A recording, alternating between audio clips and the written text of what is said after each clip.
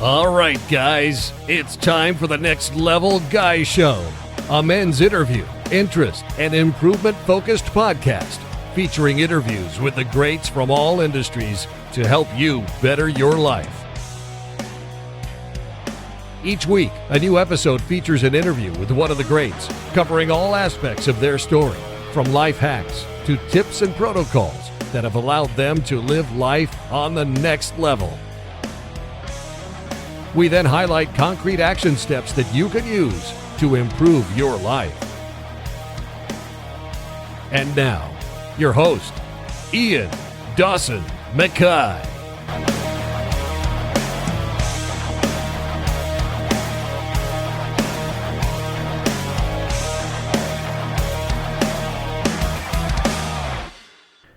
If you're struggling with dating, the problem isn't the apps, the city, or your age. It's how you're using them. Be intentional, be confident, and most of all, be yourself. And that's a quote from today's guest, Erika Ettin. Dating in the modern world is a battlefield of swipes, texts, and ghosting. And if you're not playing the game right, you're getting left behind. And that's where Erika comes in. She's not just a dating coach, she's a strategist, a game changer, and the secret weapon behind thousands of successful relationships. As the founder of A Little Nudge, Erika has taken the guesswork out of dating. Armed with a background in business analytics and a sharp, no-nonsense approach, she helps people craft dating profiles that stand out, send messages that actually get responses, and navigate first dates with confidence. Her expertise has been featured in the New York Times, the Washington Post, NPR, and more. Because when it comes to modern dating, she knows exactly what works. If you're tired of endless swiping, awkward conversations, and wondering why dating feels like an uphill battle, Erika is here to shake things up. Get ready for real, actionable advice that will transform your love life. And now, let's get to the interview.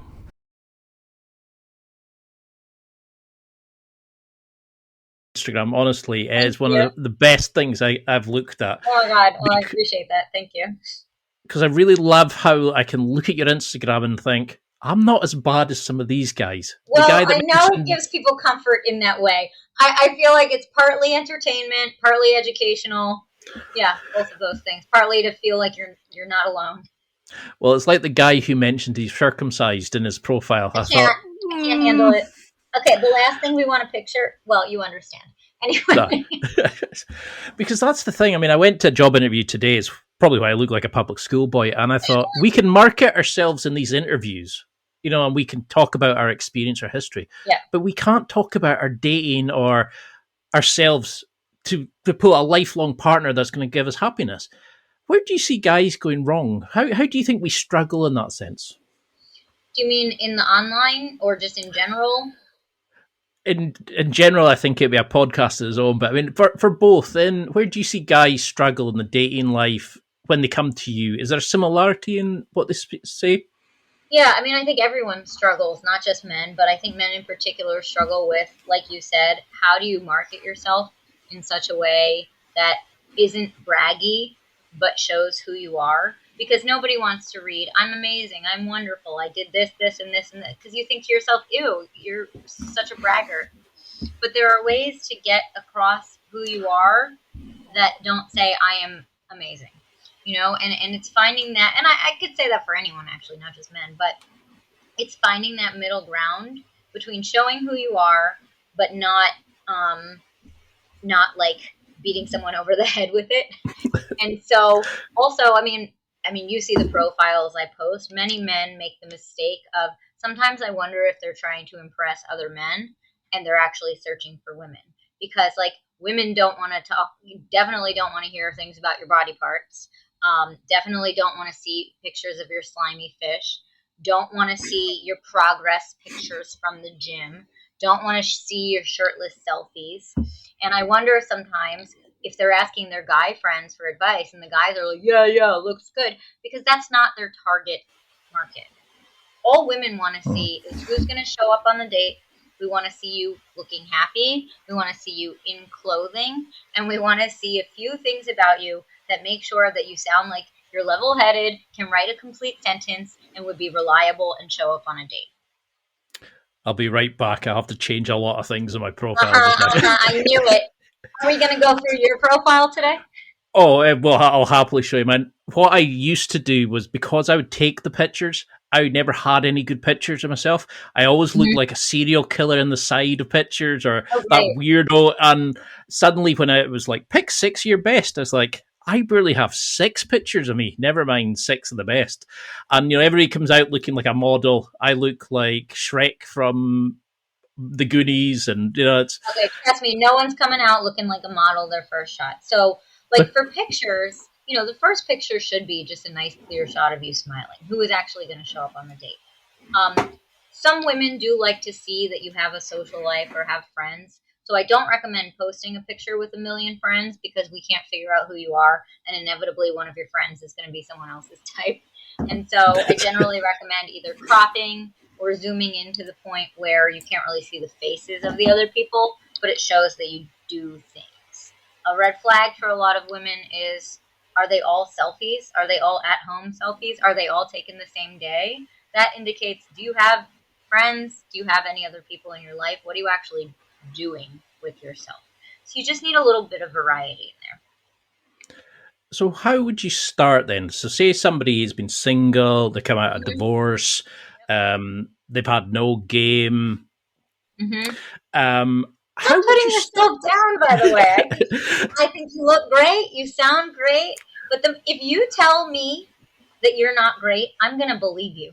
And so every time you put yourself down, I think less of you. Just FYI. And I get that self-deprecation is a type of humor. It's not my type of humor. And I understand what you're doing. Yeah. Like, I get it. But I think you look great.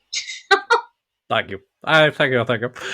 Because that's the thing I found was I spent so long building up the podcast, building up the brand, building up I moved away from the social side of things. And then suddenly when all your friends were single and you were going out and meeting people, suddenly you're like, hey, wait a minute, you're married with kids, you're not doing this, you're doing that, you've moved away. And we used to meet people through friends of friends. Sure. How do we start this again when we're not using recommendations from friends, but we're actually having to rely on, here's me, pick me, compared to thousands of other guys? Right. I mean, there's no one right way to meet people. I just want everyone to use the tools that are available to them, and not just use the tools, but use them well. So what are those tools? Some of those tools are obviously online dating sites. Okay. So you put yourself on 1 or 2 apps. Other tools are events you can go to in person. Maybe you can find a speed dating event in your area, or some sort of singles mixer, or a meetup on a topic you already enjoy. So that way, if you go, you're going to have a good time regardless. And if you meet someone, great. But I can't sugarcoat the fact that meeting someone takes work. I think where people really get in trouble is they think someone's going to fall out of the sky and it's easy, and it's not easy. I mean, you just said you were at a job interview, right? It probably took work for you to put together a resume and a cover letter and even find this company and then submit your information to that company. Then they had to like you enough to want to call you into an interview. And then you had to go. You had to get dressed. And then you had to go to the interview. And then you had to talk about yourself. And maybe you didn't even like them. Maybe they didn't like you. Maybe you loved each other. I don't know. But that takes a certain level of work. And that same level of work should be put into dating. And that's where there's sort of a mismatch, where people think other things in life that are important to them require, or they should put in that time and energy, whereas dating should just come easy. It shouldn't come easily. Choosing a partner is hard. And so I recommend, really devoting some time. Maybe that's 30 minutes to online dating every day. Maybe that's 3 events of some kind per month. It's probably going to cost you some money too. Like most things in life that are important cost money. That's okay. People spend more on their coffee every morning and yet refuse to pay for some of the dating app upgrades that could actually help you find a partner. That to me is crazy. So how would you balance that then? Like, say if, you'll get people who come and say, oh, I'm too busy to date, I'm too old to date, etc. And like you're saying, it could become a system. It could be something as simple as, 30 minutes, checking your messages, replying, typing. How then do you balance that? Because I've heard you mention in other interviews about 3 events a month where you Yeah. go and meet people in real life. Is that still the same you would go with versus the use of apps? I would do both. So they're not mutually exclusive. It's not like there's no. It's not like do apps or don't do apps, do events or don't.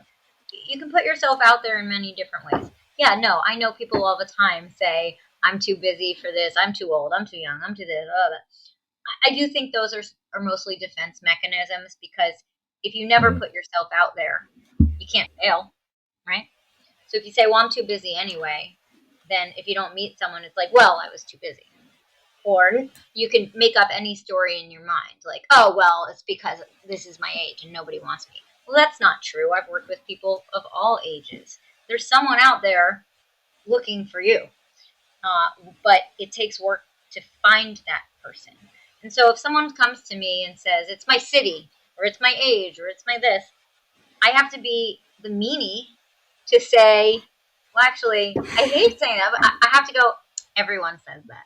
You know, and I know I get annoying. I can really annoy people when I say, everyone says it's their city. Everyone likes to assign blame to something, when in reality, hard work does pay off. So do you see a change like from culture to culture, age group to age group at all?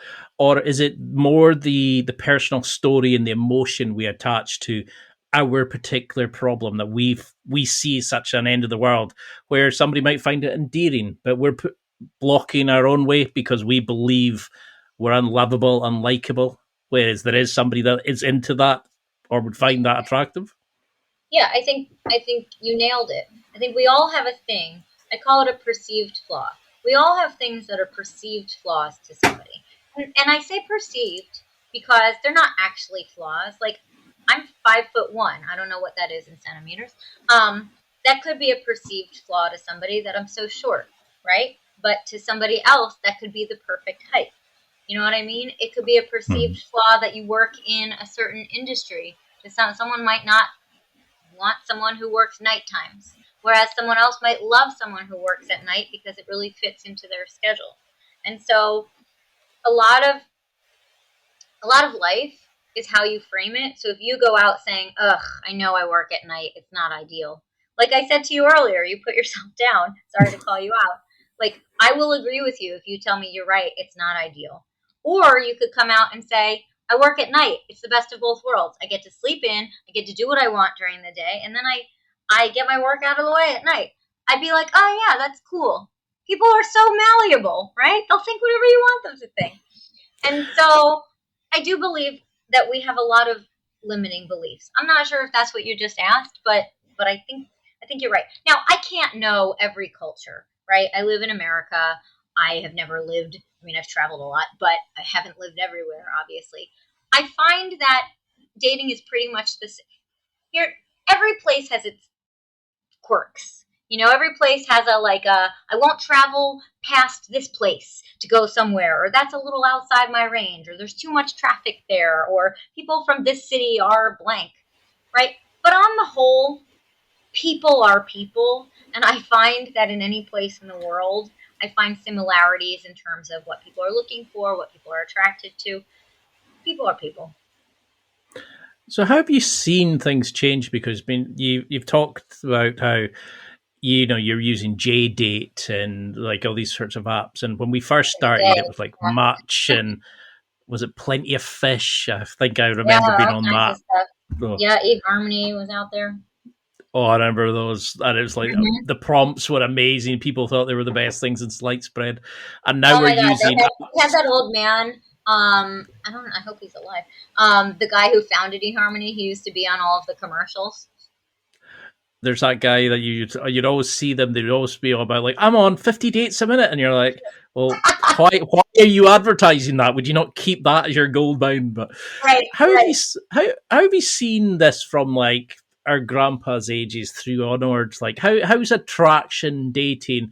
Because it's gone from, you'll meet at the diner and have a smoothie together to I'll flick through 400 people while I'm waiting to get a cashier at a checkout.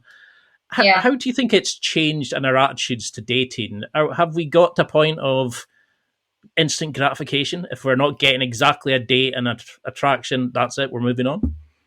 Yeah, I think dating is a lot hard.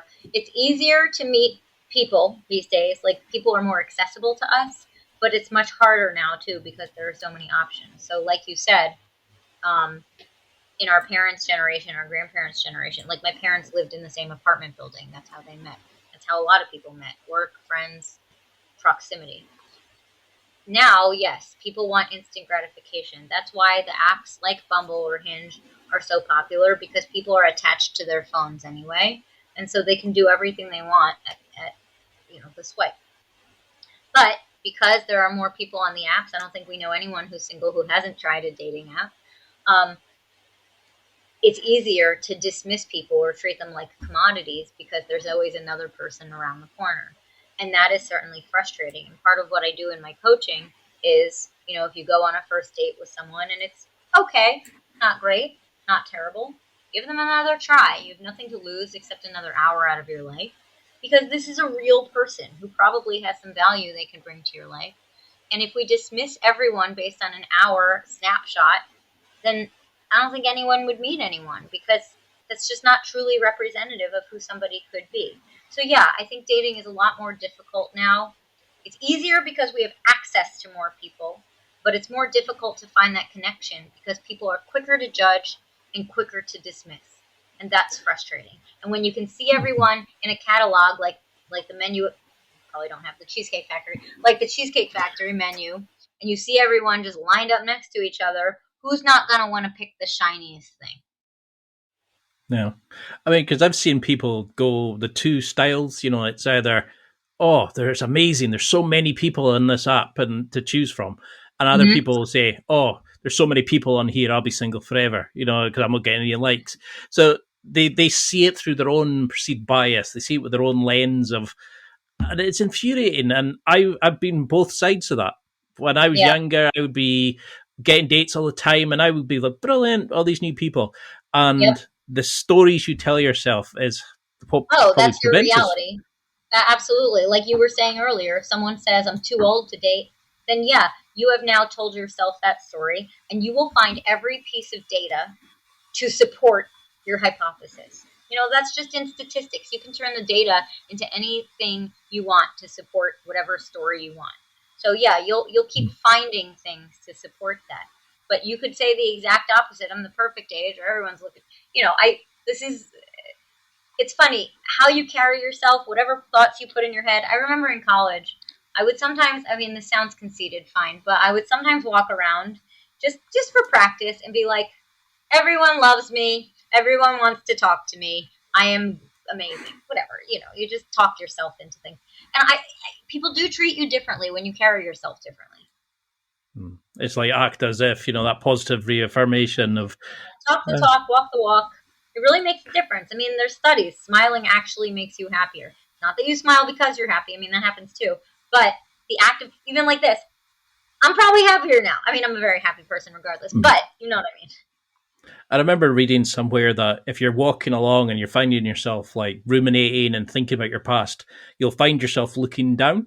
So if you want to get out of that, you have to look to the horizon, because you can't activate that part of your brain by looking down. And it's all these amazing things that come into your head. Listening to and I go, oh, so I'm going to be smiling a lot more now. How do we switch then into believing we can date multiple people? Because I used to get one person, we're chatting, we'll go on the date. If it's successful, brilliant. If it's not, okay, next person. I found this whole multiple dates, and I don't know, I found it a bit weird because I was so used to just chatting up somebody, progressing to a date, relationship on. I can't get into this modern way of dating. You don't have to. Maybe that's a block I put on myself. How then do we switch to that? You don't have to date multiple people if you don't want to. My philosophy is date whoever you want until you decide who you want to be exclusive with. But if you feel more comfortable, or you simply can't fit more into your schedule, date one person at a time. I just want to make sure that if you choose to only date one person at a time, it doesn't somehow amplify the seriousness in your mind. So let's say you've been on 2 dates with someone. You have really zero desire to be seeking someone else out because you want to explore this and see where it goes. That does not mean you are in an exclusive relationship with this person just because you've chosen to not date other people. Does that make sense? That's why I usually encourage people to date more than one person at a time in the early stages, so they don't get so laser focused on the person they're dating that they think it means something more than it does at the early stage. Does that link into the dating NATO, like not attached to the outcome that you've talked about? Sort of. So dating NATO, not attached to outcome, is something I came up with because I noticed that people put a lot of pressure on themselves, particularly on first dates. Could this be my person? Could this be my future spouse? Could this be the parent to my child? There's a lot of pressure to put on some stranger having a whiskey next to you, right? So rather, even though you might have a desired outcome in mind, your outcome might be a long-term relationship. I don't want you putting that kind of pressure on yourself or the stranger next to you to fit that thing. Because basically at that point, you're backfilling this person into what you want. Instead, rather you start at point A, just see if you like this person. See if you have a conversation. See if you have any rapport. See how they might fit into your life. It might not be for what you ultimately want relationship-wise, but it could be a friend. It could be a business, contact. It could be anything. So if we sort of separate ourselves from our desired outcome, we can be much more present on the date, and it sort of frees us. It frees us of stress and pressure and figuring things out. All you need to figure out on a first date is if you want to go on a second date. That's it. I love that. Because I remember going in thinking, did she like me? Did I not? Did I? And I would sometimes get a text. Who doesn't think that way? We're human. I mean, of course.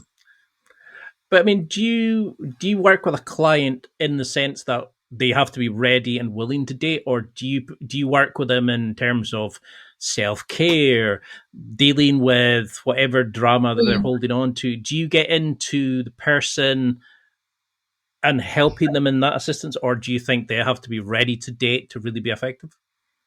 I don't really help in that way. I'm not a therapist. I don't go into past relationships with clients. I certainly don't go into trauma or anything. But if as I'm working, most people, 95% of people who come to me at least think they're ready to date. And so I'm starting at the current, I'm starting here now and moving forward. Now, if I see something getting in your way that maybe is something from the past, I'm certainly going to address that.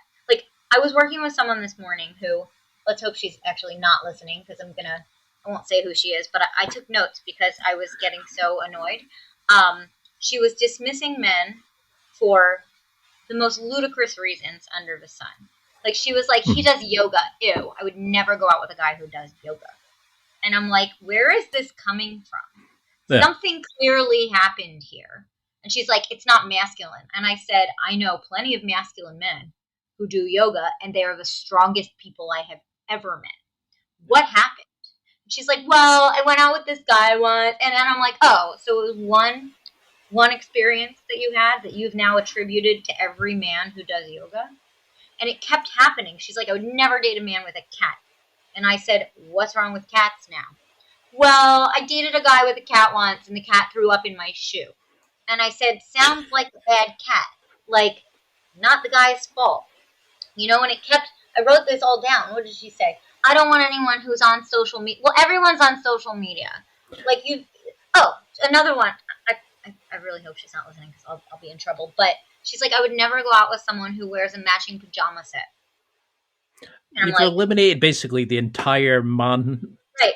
And I had to say to her, do you actually want to meet somebody? And I said, because it's okay if you don't. You don't have to force yourself to meet someone if you don't want to. And she's like, yes, I do. Then I said, we have to figure out what's going on here. And it's funny. I ended our session. It was a singular session this morning. And I ended it saying, I understand that you probably don't want to speak to me again because I was really hard on you. Because I told her she was being a little ridiculous. No. And interestingly enough, she said, no, I probably needed it. And she signed up for 4 more sessions 5 minutes later. So I don't go into past stuff. I don't figure out why you are the way you are. But if it comes up in our present, then I'll ask about it.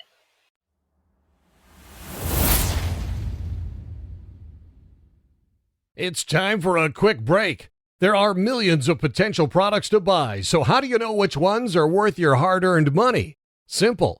You go to nextlevelguy.com/affiliates and explore those that will transform and improve your life.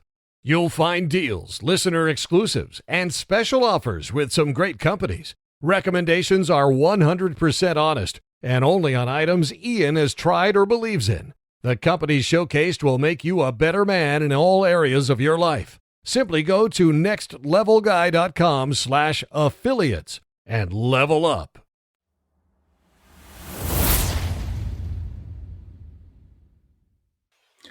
Because I think that's why you're so successful, because you don't only just demo the conversation, obviously taking out all the personal details, but Sure. you give it frank, honest, and you cut through the bullshit. You cut through try that. To do that, yes. And I think that's what a lot of people need is we put these stories and she said this and what does this mean? And you're like, just ask them. You know, you let people, you don't get let us off with the stories we tell ourselves about, oh, it's their fault, this fault. Because some of the stuff you see is horrendous, but I love that you're showcasing it to us to say, this is what girls think about you. This is what this shows you as. You work with a lot of women. What's the pet peeves that they come to you about guys? Do you see, I know you could probably do a podcast on this alone, but do you see like the standard things? Is there things that you would just say to all men listening, stop doing X, do Y, or? All men listening, stop sending a daily good morning text before you know somebody. Please stop. It's horrible. Stop asking people, how's it going? How's your day? How you doing? How's your week shaping up? How is this week treating you? You don't care. We don't care. Make actual conversation on an actual topic. Yes, I would love for all men to be... Okay, now, I know we're being a little heteronormative here, but in this situation, we are talking about men dating, mostly men dating women. But in general, I would say for men, be more decisive. Ask someone out and mean it. Don't be a wishy-washy, hey, we should grab a drink sometime. How about, it would be great to get to know you over a drink. When are you available? That is so much better than a wishy-washy. And I understand that, sorry, I'm getting fired up. I understand that people are wishy-washy sometimes because it softens the blow of a rejection. If I sort of ask her halfway to go out, if I sort of say we should grab drinks, if she says no, it's like, well, at least I didn't ask her on the date. Okay, I'd rather you get a real no or a real yes than you asking wishy-washy, her being annoyed because you didn't really ask, and then everyone being confused as to whether this is a date or not. Yeah, because I'm thinking how many guys just now are trying to think, well, I don't want to be too forward because she'll read this or that into it. And all she reads into that is, you're obviously not that interested in me. Right. Whoop-de-doo. If you're not interested, so be it. But I would so much rather a guy say to a woman, like, I'd love to, to take you out for a drink or ask you on a date. I mean, heck, use the word date. It's just, I get that people are afraid of it, but there's nothing to be afraid of. It's a date. You're not asking for a marriage proposal. Because I found you on Instagram originally, and 2 minutes in, I was like, she gets it. This is my kind of date coach. I love how you... Thank you. It's almost like you're talking to me a lot of times by going, Ian, you're doing that. This is an example, Ian, stop that. And it was that moment of kind of like, yes, okay. And I was like, I'll do this. And I got back into dating. And I think that's the problem is there's so many apps, there's so many things. Do you find, and you went from finance to dating coach, the well-known transitional career choice. Oh, yes. Standard protocol. But you love having a spreadsheet. So I'm Mr. Excel. And you used it to analyze your results and your conversion rates and all that. I love that stuff. Thanks. But how, from your data, this is so weird. From your data, what apps give you the best bang for your buck, so to speak? So it doesn't matter which apps. You just have to be proactive about whichever ones you're doing. So I see people all the time. Let's use What are you on? Hinge? Like what's your favorite? Hinge, Bumble, Tinder. Okay. I suck at all of them at the minute. Okay, well let's just use Hinge for the sake of example. It doesn't matter which tool you use. You just have to use the tool well. So if I'm coaching someone and I look at their Hinge and they're not sending outbound messages, they're not checking their inbound likes, and they're having boring conversations that consist of hi, hey, how are you, how's your day, they're not using the tools to their advantage. So I do Hmm. not care which tools you use. I mean, the most popular generally around the world right now are Bumble and Hinge. So that's what I have 90% of my clients on, with the exception of I have some of my older clients on like some of the sites that are geared towards people over 50. But other than that, Bumble and Hinge are pretty popular. Ian, are you ready? I'm ready to hear your Hinge profile. Let's see. Oh I boy, think it's bad. I mean, because you're really let's selling see. yourself. Oh no, I changed this recently because I had tried an AI version and I had Oh boy. tried one that I had written previously. Uh huh. Um, let's see. Is there an actual bio on Hinge? Okay. It's three prompts. Okay, so unusual skills. I can llama sheep. You can what? Uh, Llama sheep, What does like that mean? help them give birth. I grew Oh up my in the god. Highlands. I grew up in the Highlands, so we could deal with sheep. I needed something weird. Okay. A random fact I love is wolves and ravens have been filmed working together to hunt and share food. The raven identifies from the air, the wolf kills it, and they share the meal. Even the ravens have been shown to play with wolf pups. I found that quite interesting. Mm-hmm. And this year, I really want to start a relationship and tick things off my to-do list. Oh, I need to change these. This is so old. Okay, so I have feedback. Do I have permission to give you feedback? Oh, I think I need it. Okay.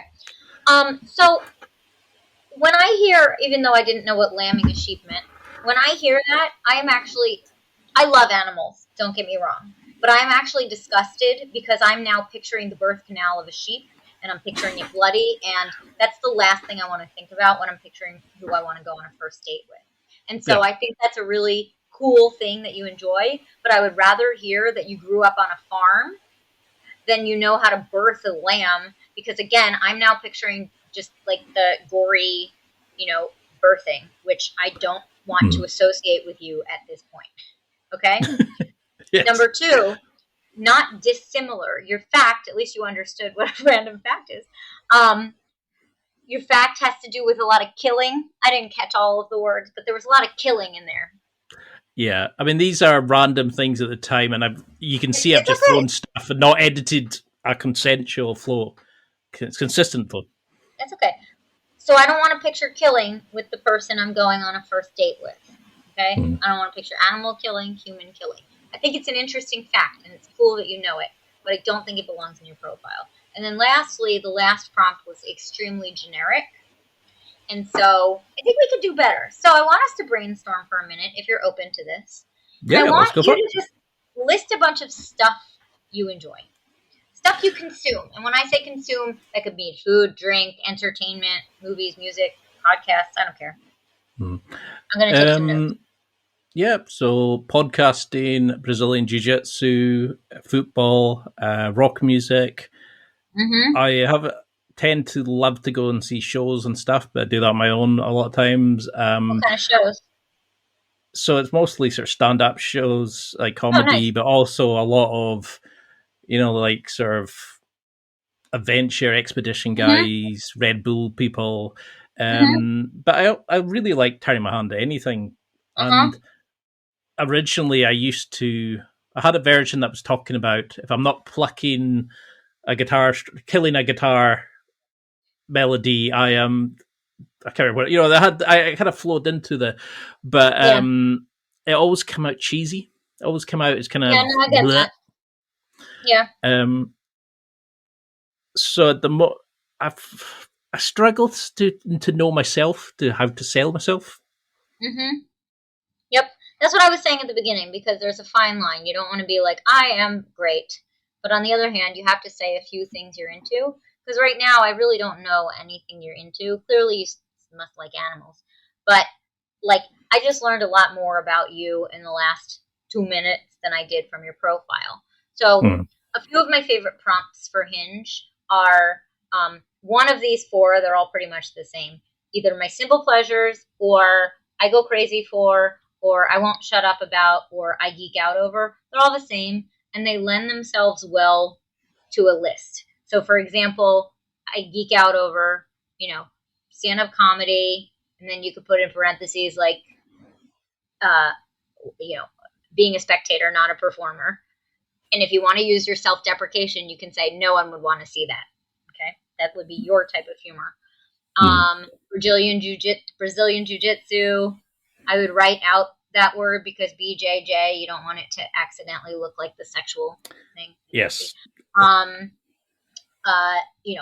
Podcasting, something, playing songs on the guitar that I have no chance of mastering. Since you're into the self-deprecation, you can get that into your profile while also explaining things you enjoy. Another prompt I like is, do you agree or disagree that, or change my mind about? If you have, as the kids say, hot takes, or just like a not actual controversial opinion, but just like a funny one, like a food combination that's not popular or something like that, that would be a really good place for do you agree or disagree that. I've done one in the past that said eating salmon or lox on a raisin bagel is delicious, because most people would not be into that because the salty and the sweet. Doesn't matter. Anyway, so something like that might actually start a conversation. And then you might there's one thing you should know about me. The one thing you should know about me, I grew up in the Highlands on a farm, and so I probably know too much about, you can even say how to birth a lamb and how to trim a tree. I don't know. I'm making things up. But that gives you still have personality. It doesn't come off too cheesy, but it shows that you're trying, and it's not all blood and gore. Because that's the thing. Sometimes I come in and I'll change one thing on an app and I'll forget about it for months, and I'll go back into it and I'll kind of go, okay, I'll change this picture, I'll change that. But I don't check some of the stuff. So there's different generations of these messages, and it's probably like you're saying, somebody's coming along and going, what the bloody hell, what's this guy on about? Because I found that Raven fact quite interesting, but I never thought I needed a new one, but I never thought about how it's actually perceived by someone else. I never thought, I don't want to picture animals killing each other when I'm thinking about who I want to go on a date with. Well, I have some unique ones. How do we spread these pictures then? Like if I was talking about Brazilian Jiu-Jitsu, playing the guitar, is it you want to see a picture of some of these things to kind of incorporate it, or are just random photos? Like, because you said about, that you want like a full body one, you want this, you don't want just selfies on the same time. But how much activity versus natural versus other styles of photos? I don't want them to be too staged. You don't need your Brazilian Jiu-Jitsu. It's plenty to just say you enjoy it. If you wanted a picture of you playing the guitar, sure, fine. But basically, of the 6 pictures, the first one should be a nice, clear shot of your face. The second one should be a full body. I just want them to look like a representative sample of your life. So maybe you're at a comedy club and someone snaps a picture of you there. Maybe I know it's easier said than done. I get it. I know that's why men have so many fish pictures, because it's the only time they feel appropriate asking a guy, being like, "Bro, take my picture." I get it. It is hard, but I would say if you're out with friends, as weird or vain as it might sound, you can be like, "Dude, I know this is embarrassing, but I really need a Hinge picture." Any of your friends would be happy to comply. They might laugh at you, but they'll also comply. Because that's the thing, isn't it? It's like a lot of guys, it's just, oh, well, that'll do. That looks, okay, we'll take it from there. I know. And I used to always be the guy taking the photos. So then suddenly it was just like, oh, right, what to do here? And I remember reading my profile out and showing pictures, and people said, well, that's a terrible picture of you. That's the one you should use. Or here, that doesn't. Let me see. Well, people were saying, like, let's get Hinge open. See what you got going on. I'm totally putting you on the spot. Go for it. The Why is it not letting me show the You don't have photos? to if you don't want to. No, I mean, that was one of my... Hard to see. Pull it back. That was one of the photos I had back when I was styling. All right. Because I put on a lot of weight over the COVID period, and I'm slowly getting it back off, but I don't feel that confident anymore. There was one with the dog. Oh, is that your dog? It was a family dog at the time. Cute. So yeah, no, I understand. As long as your photos are recent, that's the most important. Well, I've got ones there. I had one in my jiu-jitsu gi that was slightly old. Okay. And then there's just two kind of headshots.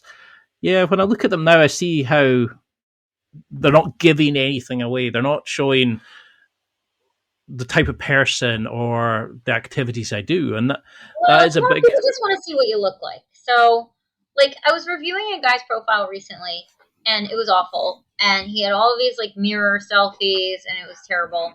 And I'm like, "What are you doing?" And he's like, "Well," he said what you did. He's like, "I didn't want to come off too cheesy, too corny." And it's funny. I came up with the language after, but I wish I had said to him, "In your effort to look like you're not trying too hard, it looks like you're not trying." And that's what I want to avoid. I would rather you look like you're trying than not. And I think even that's if it what I've comes done. A little corny. I think I've definitely done that before, where I put so little effort into it, and then I come back to it. And I remember somebody emailed me once and said, "Your photos are hilarious, but that's not what you're meant to be doing." And we ended up going on a date because we started a conversation on that. Because I had a photo of me in a whitewater rafting where I had just inhaled a heap of water. I had one in a kilt when I was doing when I did a skydive wearing a kilt. All this kind of weird things. And I think I need to go back to actually showcasing my personality. How do we, once we start editing ourselves, how do we start then looking at their profile, analysing it, seeing who's suitable, understanding like where's yes, we're attracted to them, but not, okay, well, that's not my type. You've said about how we should just approach and go on dates with everybody, remove the story. How do we get into this and pick the right people, use the filters correctly? How do we how do we not just click, but actually pick people who are suitable for us? It's not lost on me that men are visual. So of course you're picking people. Of course the first picture is your first like barrier to entry, right? But I encourage everyone not to just choose based on that first picture, but to actually look at the profile and read the whole profile. If something's important to you, like a particular religion or something, make sure you're looking this stuff up. I don't want you. I get it. Most people are not going to listen and will just choose based on that first picture and look later. I understand that. But I do encourage looking at the whole profile. I think if you're attracted and she seems normal and nice, go for it. And when I say go for it, I don't mean just like. I mean, at least on Hinge, write an actual message. Don't pick a picture. Pick something she's written and ask a question about it. So I don't want you to just be liking her hottest picture. That's a no. But it's, looks like you're climbing, Machu Picchu. I went to Peru in 2019. Did you like it? Just something related to something she's written. Because I would always pick something like that, and then I would ask a question on it. But right. How much do you go into this? Like, how do you know if it's a good opener? Do you have like a kind of test method? Most openers, if you write something like I just said, as basic as it was, that's going to be better than 90% of the messages that women get, because they don't get messages. Most people are so lazy and are just liking, and it's frustrating. And that's why I have people write this, what I call Hinge cheat sheet, which is basically if someone only likes a picture of yours, have a little canned message you can write to them about that picture. Oh, thanks for liking that picture. That was at Machu Picchu. Have you ever been? And so any message that's not sexual, that's written in complete words and sentences, is going to be better than most every message they get. Trust me, I see a lot of these. I mean, that's really helpful to know, because I must be one of the few people who actually reads, because I always like Good. picking something off their profile and mentioning Good. it rather than, oh, she's in her bikini, I'll pick that photo. Right. I much rather, oh, she's hill walking, she's gone off to here, or this is my aspirations. But men Yeah. are obviously visual, where a I lot of know. women they pick the emotional side of things. How do you persuade men to basically grow up and do that? Because I can't it's persuade difficult. anyone to do anything. I can encourage, though. I can say Mm. that your results are going to be better if you do this. And then, of course, I always get pushback, which is like, I used to do that, but then I wasn't getting responses, so now I just went back to liking pictures. Trying less hard is not going to give you the results you want. That's like if you said, well, I'm not getting any of these jobs, so I'm just going to send a trash resume and see what. You're not going to now get your dream job. But I suppose that comes back to what you said before, is when they then come onto your profile, if they're not Mm-hmm. seeing the real you, or the the ravens killing the wolves and all that, they're kind of going to go, whoa, this is it. So how then do you look at each person and go, okay, I could see a potential friend out of this? I could, are we keeping it that open, or do you just look and go, how selective in our scrolling do you guys, or do you ask them to be a bit more open to give everybody a try rather than the preconceived, No, this you is have my to be. style?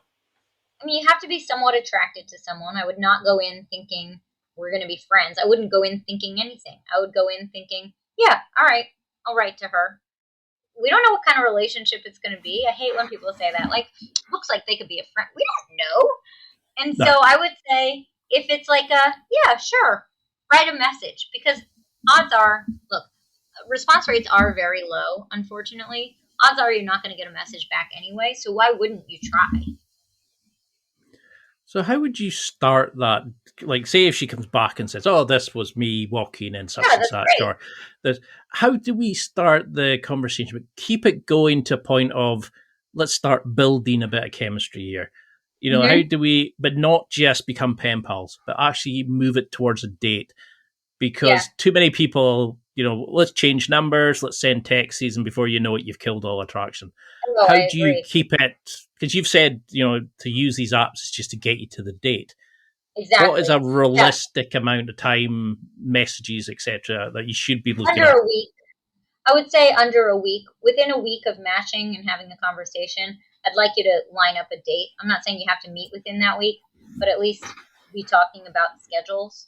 I do recommend arranging the entire date from the dating app, so you don't have to exchange phone numbers, you don't have to take it off the app.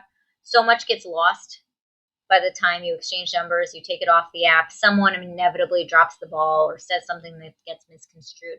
So my recommendation is you have a few back and forth, and then you say something like, I'm really enjoying our conversation. Would you be interested in meeting for whatever, fill in the blank, a coffee, a drink, a walk? Let me know your thoughts. Or I'd love to learn more about you in person if you're open to that. Because It's I very love it. simple. Because, like, in your social media, I love how that there's so many great examples of what not to do for guys. Like, your Instagram is a gold mine of just, don't be this guy, don't be that guy. For Pretty the love of, much. don't say that. Yeah. What are the main red flags that you kind of notice or you see clients mentioning with guys? Is it that they come with an expectation that if they're taking you out on a date, it means Mm. something? Are we coming that we expect sex in the first date? Like, what's the kind of worst things or the immediate red flags that guys do in the I hate this pickup phrase, but the text game that can Mm-hmm. put somebody off you despite the initial attraction? Yeah, I mean, the biggest turnoff is bringing up something sexual prematurely before you know someone. That's the Hmm. biggest turnoff. It's disgusting because most people want some type of physical intimacy in their relationship. And most people are going to want to talk about it. Most people are going to want to flirt perhaps in that way, but not before they get to know you, because here's the thing. If you're doing this to me, you're doing it to everyone. And it Hmm. looks like you just have no, one, it looks like that's your only goal here. And two, it looks like you have no discretion. Like if a guy writes in his profile, my perfect Sunday is brunch, a football game, and sex. Whoa. Because it says to a woman, he'll have sex with anything. Ew. Right. I don't want to be a part of that. Yet in reality, she probably wants the exact same thing, not having it listed. Yeah, you don't need to say it out loud. It can be. No. I always find that strange that guys think that that's attractive. And I know that it's the question of maturity versus emotion, but really, it's like sometimes when I see these like bro guys and finance guys, you just want to say, get a grip. Like money, get a grip. Money doesn't buy you attraction. Money, you're not owed things. I think there was some girl that said a guy had tried to Venmo her for 2 drinks he'd bought her because she didn't sleep with him. And she was saying, and it was just that moment of like, I apologize for all mankind. That this is partly the reason I started the podcast was I was seeing all these pickup guys and the red pill, and I was like, no, I want to find how to actually meet people that want committed relationships, that want to be happy together, that don't want to be influenced, that just actually connect on a real level. And I wasn't seeing that out there. And that's why I'm so glad there's people like you that can come on. You sound smart to me. You sound very level-headed. You sound like you have a good head on your shoulders. And I think you have common sense. That will make you appealing to many women. Because unfortunately, a lot of people lack that. If you just treat people as you would want to be treated, with respect, you're going to go further than a lot of people. As women, we're not looking for anything particularly that special or that out of the ordinary. We're looking for common respect, appreciation, normal things. Unfortunately, that becomes rarer and rarer sometimes. Definitely in today's society of like the instant gratification. Yeah. I mean, how then do you systemize the dates? Because you like having funnels and, so you're using the filters and funneling them into things with template replies, etc. But how do you set up dates? Are you looking at coffee dates? Are you looking at active dates, short dates, that sort of thing? How do you plan the logistics of a date? As beautiful as that sounds. No, it does.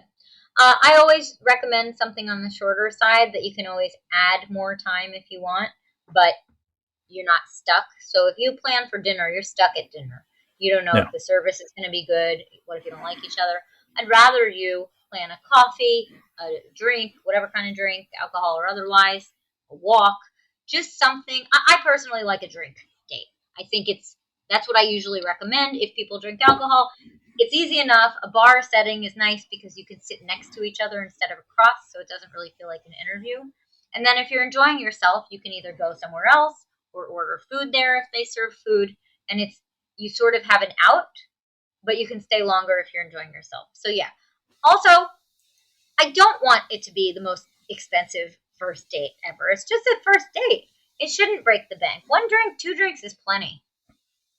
And do you have topics to talk about, or do you have ways for somebody to mentally prepare themselves? Do you have the kind of, because I see people interview dates and I'm like, speak to them like a human being. Like, I know, seriously. I would rather you just talk about who you both are today. So keep things light, keep things present, similar to the stuff I was asking you, like food, drink, entertainment, movies, music, podcasts, TV, things like that. Like, who are you today? I would highly recommend not talking about anything too serious.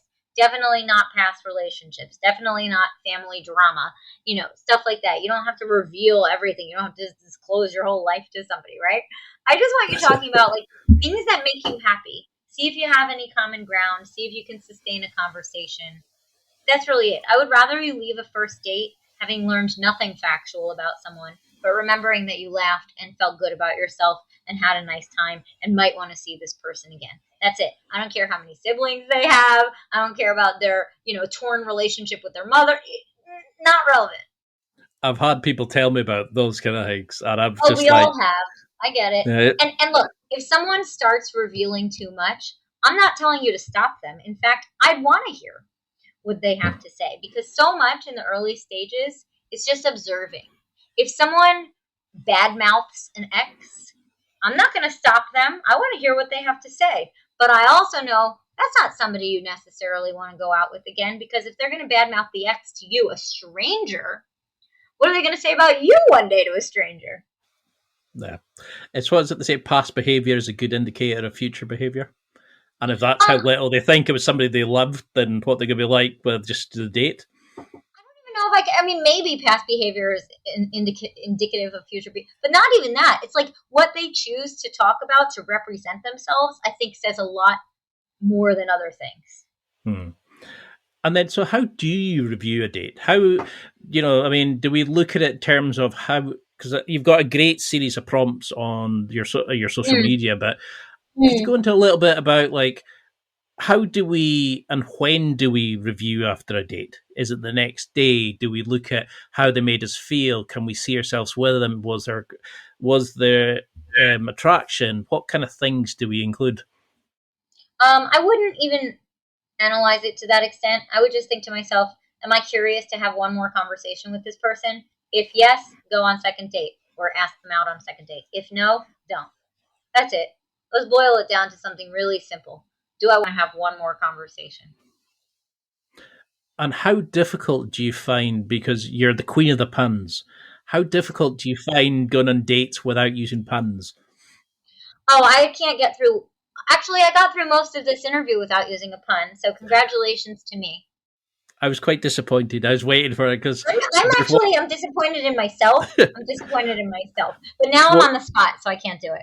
Well, that was going to be one of my questions was, now you've looked at my dating profile and I'm thinking what you could have said. Because I think that is something that comes across as you're warm, friendly, bubbly, that you say it as it is, you connect, but you're also, all your passions come through you when you're speaking. Are we talking about me or you? Oh, sorry, were you? And I find that brilliant. I find that brilliant that I know you from listening to episodes on your social media for podcasts. I know that you are the you behind the screen. And nice. Thank you. And I find, but you spend a lot of guys, they turn up and you're like, or girls, and you go, that's not who I was dating, or that's not the person that they came across in the game. And I find it's quite funny. It's like we play characters behind the scene, and you're thinking, but that you're quickly going to get found out. And I quickly lose attraction if there's only looks. I need more than that. I need connection. And I think I do probably need a dating coach, to be honest, at times. Well, I hear there is a good one in New York who you can work with over Zoom. So, no, but I agree with you. I think a lot of people sometimes try to portray themselves in such a way to attract a certain type of person. But the reality is we don't know what the type of person you're looking for is looking for. So the best thing you can do is just be yourself. It's going to turn on the right people, and it's going to turn off the right people. Well, as you can see, a lot of men don't know what they're doing. They have various insertions of different things that they've found out, etc. How do we work with a dating coach? How do we become a good student? Well, you are already a good student. I love that you did your due diligence. So I'm always flattered when someone knows about me. So thank you for that. I appreciate it. Like you said, I post a lot of information on Instagram, but you can find me anywhere online at A Little Nudge. Instagram, my website, just dating coach Erika, A Little Nudge. You'll find me. I do coaching, and it's all over Zoom. And the beautiful thing is I can have you share your phone screen with me over Zoom, so we can actually look at your profile together in real time, make edits together in real time, and then write to people together. And so the goal for every coaching session I do is just really is efficiency, to teach you the tools so that you can ultimately do it better on your own. And what would you want guys to take from this? Like, if there was a certain message you wanted people to remember, is there a summary or something that if you wanted them to be better at online dating, attraction, what would you want them to remember from this interview? I mean, I think I already said it. Stop talking about sex. Stop saying good morning every morning to somebody you don't know. Stop saying, how's your day? How's it going? How are you? Enough with the shirtless selfies. Treat people like humans, how you would want to be treated, and just be like a thoughtful person who puts in the work, and you will go far. And what's your favorite thing about coaching? Because how do you find the transition from coach to businesswoman to build the brand, etc.? I like both. Yeah, I mean, I've had my business almost 14 years. It's very rewarding to run your own business and not have a boss. And I have an idea, I can implement it immediately. Like, I used to be an economist, and so I still love that. Like, I love looking at my revenue and my business documents and everything. But the coaching is obviously rewarding. It's frustrating in many ways, but it's obviously rewarding too. Like yesterday, for example, I was on with a guy. Where does he live? I think in the San Francisco Bay Area. And he has a second date tonight. And it's his first second date in a long time. And he told me he basically rattled off verbatim some advice I had given him. One big one was, I tell everyone to say when they're setting up a date, it's a date. And he said he was so nervous to say that because, like I was saying earlier, people get really nervous about the word date for some unknown reason. Like, it's too serious. And she came back and said, it's a date. Can't wait. And he was so happy. And other little things, like he sent her a confirmation text, like I always recommend. Looking forward to seeing you tomorrow at 7, instead of are we still on? And it's so rewarding when I can give the advice, they use it immediately, and then tell me that it worked. There's no better feeling than that.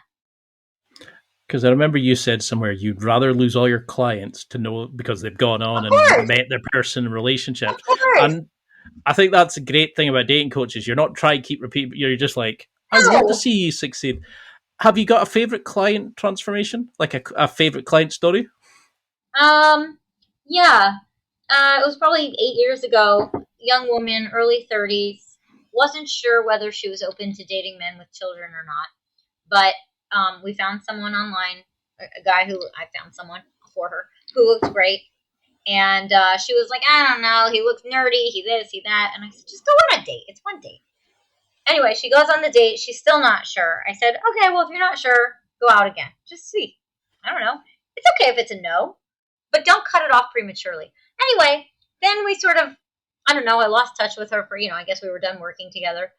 A year later or so, she sends me a text that's a picture of her with the guy and the guy's son and the keys to the house they bought. Awesome. And that felt really good because every time she was on the fence before, she was leaning to no. And I pushed her that every time she was on the fence, lean to yes. Even if it's ultimately a no, we're not promising anyone anything. We're just giving ourselves a chance. Well, I cannot thank you enough for coming out. Yeah, oh my God, this was so fun. It's so much enjoyed. I wish we could have more time to go through all my profiles and you could see how bad I them up. Because I'm just getting back into this and I think I have needed desperate help. So we've got to do a round 2 and look into other things, but I know we're over our time. How would you want people to get in touch? Are you taking on clients? Is there anything that, TED Talks? Have you got a book deal coming out? Because you deserve it all. Oh, I appreciate that. I do have another book in me, but not yet. Again, anywhere a little nudge online. I offer, you'll see my service offerings on my website. Basically 2 services. One is, you'll see, it's doing online dating with you or for you. You can always, I give everyone, if they want, a free 20-minute consultation just to talk about how we might want to work together. But yeah, I'm very easy to find.